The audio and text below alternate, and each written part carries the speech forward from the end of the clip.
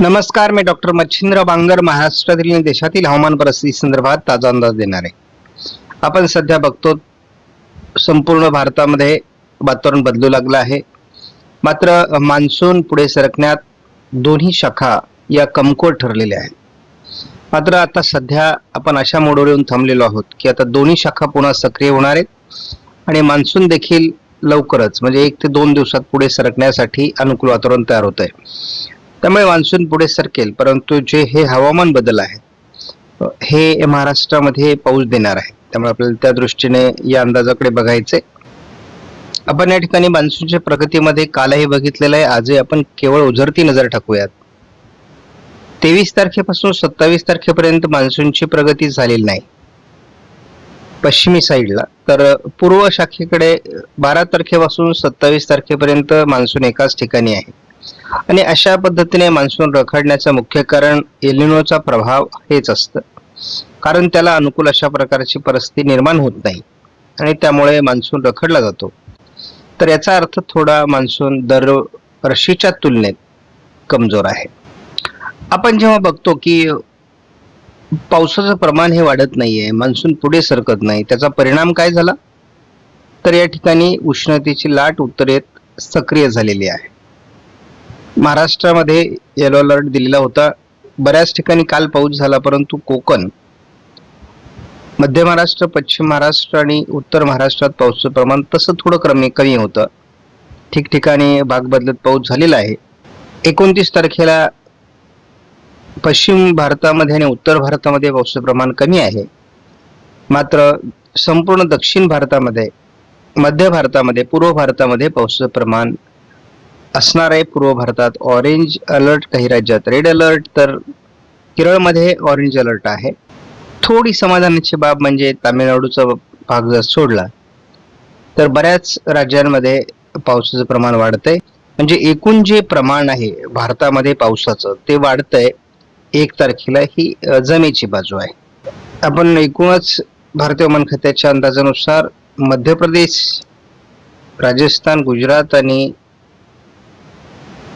तामिळनाडू, रायलसीमा हे राज्य हे बिगर पावसाळी असणार आहेत. बाकी भारतात पावसाची शक्यता वर्तवण्यात आलेली आहे. तोच अंदाज जवळपास 3 तारखेला कायम असणार आहे. पावसाचं प्रमाण कमी असल्याने पुन्हा एकदा उष्णतेची लाट उत्तरेकडून सुरू झाली आहे. पावसाचं प्रमाणच वाढत नसल्यामुळे उष्णतेच्या लाटेचा प्रभाव जाणवणं हे स्वाभाविक आहे. गेल्या 48 तासात कुठे पाऊस पडला तर याचं पुन्हा एकदा आपण उदाहरण जेव्हा बघतो तर मराठवाड्यामध्ये बऱ्याच ठिकाणी, विदर्भामध्ये बऱ्याच ठिकाणी पाऊस झालेला आहे. कोकणामध्ये देखील तुरळक ठिकाणी पाऊस झालेला आहे, विरळ स्वरूपात आहे. त्यानंतर एकूण भारताचा जर आपण विचार केला तर भारतात देखील अनेक राज्यांमध्ये बऱ्यापैकी पाऊस झालेला आहे. म्हणजे पाऊस पडतोय, परंतु त्याचं प्रमाण कमी आहे. आपल्या प्रत्येक व्हिडिओमध्ये ही बाब असणार आहे आणि ती म्हणजे एकूण प्रत्येक दिवसामध्ये जी पावसातील घट आहे ती किती प्रमाणात आहे. कारण आता काय दिसतं, केवळ 57% पाऊस भारतामध्ये झालेला आहे, म्हणजे 43% घट आहे. तर ही एवढी मोठी घट जूनमध्ये दुष्काळाचे संकेत देते, परंतु मान्सून उशिरा सक्रिय झाला आणि एल निनोच्या वर्षामध्ये कोणत्याही वर्षात आपण बघितलं तर तो मान्सून 23, 24, 25 तारखेला सक्रिय होतो आणि नंतर तो भारतामध्ये पुढे सरकतो. त्यामुळे जूनची सरासरी घटते. त्याच पद्धतीची जूनची सरासरी यावर्षी घटण्याची शक्यता आहे आणि मान्सून पॅटर्न हा थोडा ऑक्टोबरकडे सरकलेला आहे 15 दिवसांनी. म्हणजे 15-16 तारखेपर्यंत, 17 तारखेपर्यंत ऑक्टोबरच्या पाऊस पडत असतो. तो मान्सूनमध्ये जरी काउंट होत नसला तरी पॅटर्न नुसार आपण 15 दिवस पुढे जरी समजले तरी मग ह्या वर्षी दुष्काळाचे संकेत आहेत ठामपणे असं सांगता येत नाही. कारण पॅटर्न पुढे सरकला असं म्हटलं तर मग जून मधली घट ग्राह्य आहे. महाराष्ट्रामध्ये देखील पावसाची मोठी घट आहे. तर आता आपण गोंदियामध्ये किंवा गडचिरोलीमध्ये, भंडारामध्ये बघितलं किंवा इकडे कोल्हापूर, सातारा, रत्नागिरी, रायगड, ठाणे, धुळे आणि नंदुरबार, अहिल्यानगर, जालना, हिंगोली या जिल्ह्यांमध्ये 70% जास्त पावसाची घट आहे. उर्वरित जिल्ह्यांमध्ये मात्र पावसाची घट हळूहळू कमी होते आहे. आता मॉडेलनुसार पावसाचं क्षेत्र तयार होण्याची आपण वाट बघतो. संपूर्ण महाराष्ट्रामध्ये या आठवड्यात म्हणजे 27 तारखेपासून 4 जुलैपर्यंत अतिवृष्टीचे संकेत देण्यात आले आहेत. त्यामध्ये केवळ नागपूर, भंडारा, गोंदिया जिल्ह्याची कमतरता दाखवण्यात आलेली आहे. तर आपण एक आठवडा पुढे गेलो तर या प्रमाणात आणखी खूप वाढ होणार आहे अतिवृष्टीच्या दृष्टीने. म्हणजे किती तारखेपर्यंत? 11 जुलैपर्यंत. जर CFS मॉडेलचा हा अंदाज बरोबर ठरला तर महाराष्ट्रामध्ये दुष्काळाचे कुठलेही लक्षण नाहीये.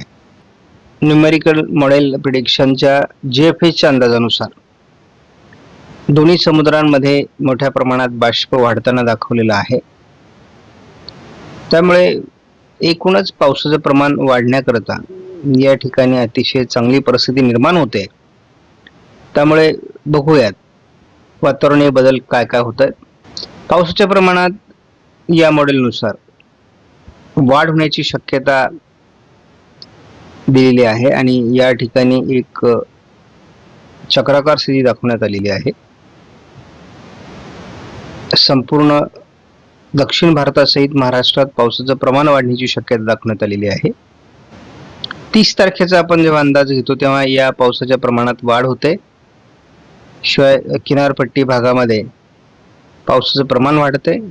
म्हणजे महाराष्ट्राची स्थिती या ठिकाणी मजबूत अशा प्रकारची दाखवण्यात आलेली आहे.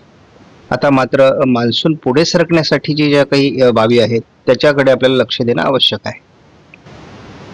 मान्सून पुढे सरकण्याच्या दृष्टीने हवामानातले जे बदल आहेत ते आपल्याला होताना दिसत आहेत. 1 तारखेला या ठिकाणी आपण बघतो कोकण किनारपट्टीला मोठ्या प्रमाणात पावसाचं प्रमाण वाढण्याची शक्यता आहे आणि पूर्व भारताकडून देखील पावसाचं प्रमाण वाढण्यास सुरुवात होणार आहे. आता या ठिकाणी आपल्याला तो बदल स्पष्ट दिसणार आहे.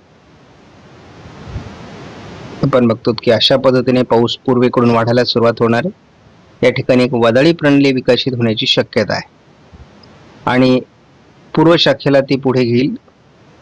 दरम्यान महाराष्ट्रामध्ये पाऊस वाढेलच, परंतु कोस्टल कर्नाटक आणि कोकण मध्ये पावसाचं प्रमाण अधिक वाढण्याची शक्यता आहे.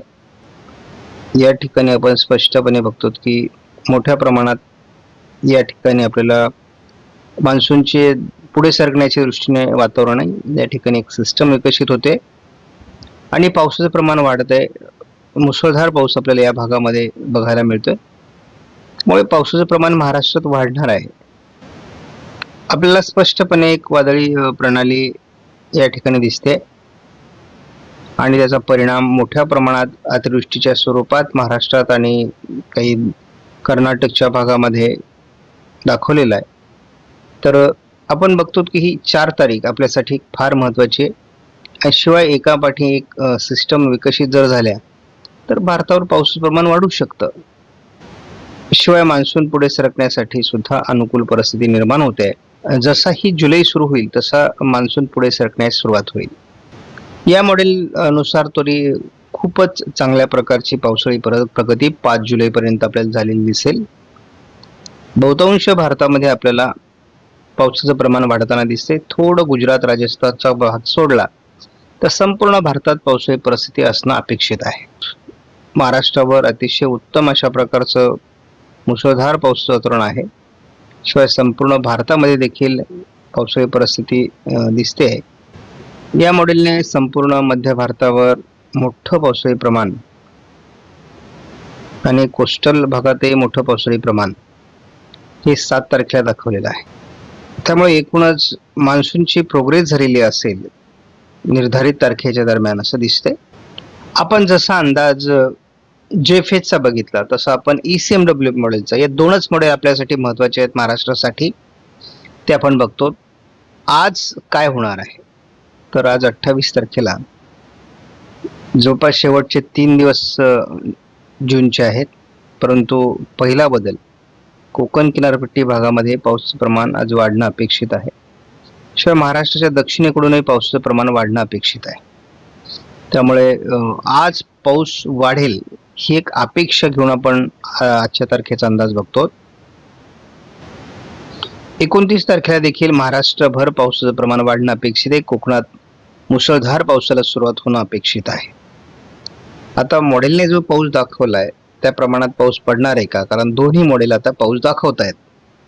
तर तसा हवामान बदल आता अपेक्षित आहे. आपला मॉडेल बेस अंदाज आहे. जे मॉडेलमध्ये दिसतं ते आपण सांगतो. मॉडेलमध्ये किंवा हवामानामध्ये बदल झाले आपले अंदाज बदलतात. 30 तारखेला देखील महाराष्ट्रात बहुतांश भागात पावसाचा जोर असणार आहे. मात्र या पर्जन्य छायेच्या प्रदेशामध्ये आपल्याला थोडं पावसाची घट बघायला मिळू शकते. 1 तारखेपर्यंत तरी आपल्याला फारशी प्रोग्रेस मान्सूनची पश्चिमी शाखेकडून जरी पश्चिमी शाखा सक्रिय झाली असली तरी दिसत नाही. मात्र पूर्व शाखेकडून 1 तारखेपासून मोठ्या प्रमाणात सुधारणा अपेक्षित आहे. अगदी दिल्ली, पंजाब, हरियाणापर्यंत मान्सून मजल मारू शकतो पूर्वेकडून.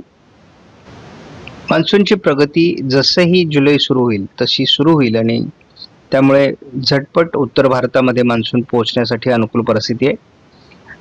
आपण जुलैच्या 1 आणि 2 तारखेला महाराष्ट्रात खास करून कोकणामध्ये मुसळधार परिस्थिती आहे आणि दक्षिणेकडून पाऊस जरी या ठिकाणी कमी होताना दिसत असला तरी महाराष्ट्रभर पावसाचं उत्तम वातावरण ECMW मॉडेलने दाखवलेलं आहे.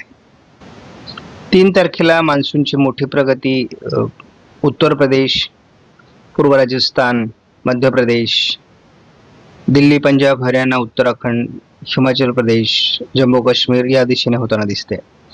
फक्त गुजरातमध्ये देखील होताना दिसते. म्हणजे 3 तारखेला मोठी प्रगती आहे. 4 तारखेला अतिशय जबरदस्त वातावरण आहे. ECMW मॉडेलच्या अंदाजानुसार जर घडलं तर अगदी ओरिसा पासून तर राजस्थानपर्यंत पावसाचं प्रमाण वाढलेलं असेल. महाराष्ट्रामध्ये मोठा पाऊस आपल्याला बघायला मिळेल. अतिवृष्टी थोडक्यात बघायला मिळेल. मध्य प्रदेशमध्ये परिस्थिती वेगळी आहे. कोकणामध्ये परिस्थिती वेगळी आहे. भारतामध्ये मान्सून पोहोचण्याकरता बहुतांश भागामध्ये 5 तारीख अतिशय चांगली आहे. पावसाचं प्रमाण महाराष्ट्रात आपण 5 तारखेपर्यंत सातत्याने बघतो आणि एक मोठी वादळी सिस्टम बंगालच्या उपसागरात विकसित होण्याची शक्यता आहे. आणि ही जर दरम्यान विकसित झाली म्हणजे एक वादळी परिस्थिती, डिप्रेशन किंवा चक्रीवादळी असू शकतं. जर ही सिस्टम तयार झाली तर भारतात पुन्हा अतिवृष्टीचे संकेत निर्माण होतील. महाराष्ट्रात सातत्याने 5 तारखेपर्यंत मोठे पाऊस होताना दिसत आहेत. मला कुठल्याही अँगलने महाराष्ट्रामध्ये दुष्काळ दिसत नाही. आपण बघतो अतिवृष्टी कोकण आणि उत्तर महाराष्ट्रामध्ये अगदी नाशिकसह पुण्यापर्यंत, अहिल्यानगरपर्यंत, छत्रपती संभाजीनगर, जालन्यापर्यंत होताना दिसते. त्यामुळे 6 तारखेला खूप मोठं पावसाचं वातावरण असणार आहे. 6 नंतर पावसाचं प्रमाण कमी होईल असं वाटत होतं, परंतु या ठिकाणी महाराष्ट्रावर पुन्हा एक सिस्टम सक्रिय होते आणि त्यामुळे भारतामध्ये आणि महाराष्ट्रामध्ये खास करून जोरदार पाऊस दाखवला जातोय. त्यामुळे महाराष्ट्रात दुष्काळ हे काही समीकरण दिसत नाही. आणि मी जेव्हा हा अंदाज बघतो तेव्हा मला स्पष्टपणे महाराष्ट्रामध्ये इतर संपूर्ण सर्व राज्यांच्या तुलनेत जास्त पाऊस दिसतो. 8 तारखेला वादळी प्रणाली मध्य भारतावर असणार आहे. विदर्भात त्याचा फायदा होईल. कोकणातला पुन्हा पाऊस 8 तारखेपासून कमी व्हायला सुरुवात होईल. पश्चिमी शाखा पुन्हा वीक होण्याची शक्यता आहे. मध्य भारतावर एक नव्याने सिस्टम विकसित होईल आणि ती मध्य प्रदेश, महाराष्ट्राचा उत्तरेकडील भाग या ठिकाणी पाऊस देईल. महाराष्ट्राच्या दक्षिणेकडून पावसाची घट या ठिकाणी दाखवली जाते. कोकण किनारपट्टीचा पाऊस वाढेल. 11 तारखेपासून म्हणजे मात्र भारतामध्ये मोठी पावसाची घट निर्माण होऊ शकते, कारण दोन्ही समुद्रामध्ये पावसास पोषक अशा प्रकारचं वातावरण नाही. अतिशय कमकुवत अशा प्रकारचा मान्सून आपण भारतामध्ये बघतो. त्यामुळे अनेक राज्यांमध्ये याचा फटका बसण्याची शक्यता नाकारता येत नाही. आपण जूनमध्ये सुद्धा 11 तारखेपासून जवळपास 21 तारखेपर्यंत 10 दिवसाचा खंड बघितला. तोच खंड पुन्हा जुलैमध्ये देखील सुरू होण्याची शक्यता आहे. परंतु 10 तारखेपर्यंत महाराष्ट्रामध्ये उत्तम पावसाळी परिस्थिती राहू शकते, हा देखील अंदाज आहे. मॉडेलने आज देखील भारतामध्ये आणि महाराष्ट्रामध्ये खास करून पावसाचं प्रमाण आहे. प्रत्येक दिवशी या प्रमाणात वाढ होत जाणार आहे. त्यामुळे महाराष्ट्रामध्ये आपल्याला पावसाची कमी राहील असं वाटत नाही. म्हणजे आपण अगदी 10 तारखेपर्यंत जेव्हा बघतो तेव्हा पावसाचे प्रमाण महाराष्ट्रामध्ये अतिशय चांगलं आहे. परंतु पावसाचं प्रमाण आपल्याला पुन्हा एकदा 11 तारखेपासून कमी होण्याची शक्यता दिसते. अतिशय जलद पद्धतीने आपण या ठिकाणी अंदाज बघणार आहोत. आज कोकण किनारपट्टीला पावसाचं प्रमाण वाढण्यास सुरुवात होईल. महाराष्ट्रात सर्वदूर पावसासाठी अनुकूल स्थिती देखील निर्माण होते. त्यामध्ये उत्तर महाराष्ट्र असेल, मराठवाडा, विदर्भ, पश्चिम महाराष्ट्र, मध्य महाराष्ट्र आणि कोकण असं पावसाळी प्रमाण वाढणं अपेक्षित आहे. 29 तारखेला देखील हे प्रमाण मोठ्या प्रमाणात पावसाचं संपूर्ण महाराष्ट्रामध्ये अपेक्षित आहे. कोकणासहित पाऊस थोडा मध्य प्रदेशकडे देखील प्रगती करण्याची शक्यता आहे. 30 तारखेला देखील कोकण किनारपट्टी सहित महाराष्ट्रामध्ये स्थानिक स्वरूपात चांगल्या पावसाचं वातावरण दाखवण्यात आलेलं आहे. 1 तारखेपासून या पावसाच्या प्रमाणात वाढ होणं अपेक्षित आहे. आपण 2 तारखेला देखील बघतो की मोठ्या प्रमाणात पश्चिमी शाखा सक्रिय असल्यामुळे महाराष्ट्रभर पावसाची शक्यता आहे. त्याला अधूनमधून तयार होणारं बंगालच्या उपसागरातील चक्राकार स्थितीचा आधार देखील मिळण्याची शक्यता आहे. त्यामुळे 3 तारखेपर्यंत किंवा अगदी 4 तारखेपर्यंत आपल्याला महाराष्ट्रात पावसाची शक्यता कायम दिसते. तसा महाराष्ट्रात बऱ्याच ठिकाणी पेरणीयोग्य पाऊस झाला आहे. आपण 4 तारखेपर्यंत महाराष्ट्रावर असलेली सुप्त चक्राकार स्थिती ही आपल्याला 5 तारखेला स्पष्टपणे दिसते, जी गुजरातच्या दरम्यान किंवा उत्तर महाराष्ट्र, मध्य महाराष्ट्रात पोहोचल्यानंतर पश्चिमी वाऱ्यांमुळे सक्रिय झालेली दिसते. त्यामुळे या सुप्त अशा प्रकारच्या चक्राकार स्थितीमुळे आपल्याला महाराष्ट्रात 4 तारखेपर्यंत उत्तम पाऊस होईल. कोकण किनारपट्टीसहित उत्तर महाराष्ट्राच्या बऱ्याच भागात शेवटी याचा परिणाम जाणवण्याची शक्यता 5-6 तारखेला आहे. कारण ही चक्राकार स्थिती पुन्हा महाराष्ट्राचा बराच भाग कव्हर करेल असं दिसतंय. त्यानंतर एक आणखी नवीन चक्राकार स्थिती ही विदर्भ, मराठवाड्यावर परिणाम करण्याची शक्यता आहे. परंतु 7 तारखेनंतर पुन्हा कोकणातील पावसाचा प्रभाव कमी व्हायला सुरुवात होणार आहे. म्हणजे जे आपण खंड म्हणतोय तो या मॉडेलने आपल्याला थोडा लवकर दाखवलेला आहे. परंतु कोकण आणि उत्तर महाराष्ट्र, विदर्भामध्ये 9 तारखेला एका सिस्टममुळे पाऊस होणार आहे. 10 तारखेपासून 10 तारखेला कोकणातही पावसाची शक्यता आहे. परंतु उर्वरित भारतात आणि महाराष्ट्रात पाऊस कमी होतोय. मग पहिला पावसाचा खंड जुलैचा हा 11 आणि 12 तारखेला जाणवतोय सुरू होताना, जो आपल्याला जूनमध्ये जाणवला. तर अशा पद्धतीने पावसाचं प्रमाण वाढत जाणं आणि पुढे पावसाचा खंड सुरू होणं हे अपेक्षित आहे. यावर्षीचा मान्सून महाराष्ट्रासाठी जरी चांगला असला तरी देशासाठी अतिशय कमकुवत आहे. सारांश सांगतो, कुठलंही मॉडेल बघितलं तर महाराष्ट्रामध्ये 10 तारखेपर्यंत उत्तम पावसाळी वातावरण आहे आणि 11 तारखेपासून पुन्हा नवीन पावसाच्या खंडाची शक्यता दाखवली. परंतु हा अंदाज 12-13 दिवसानंतरचा आहे. या अंदाजात बदल होऊ शकतो, सकारात्मक किंवा नकारात्मक.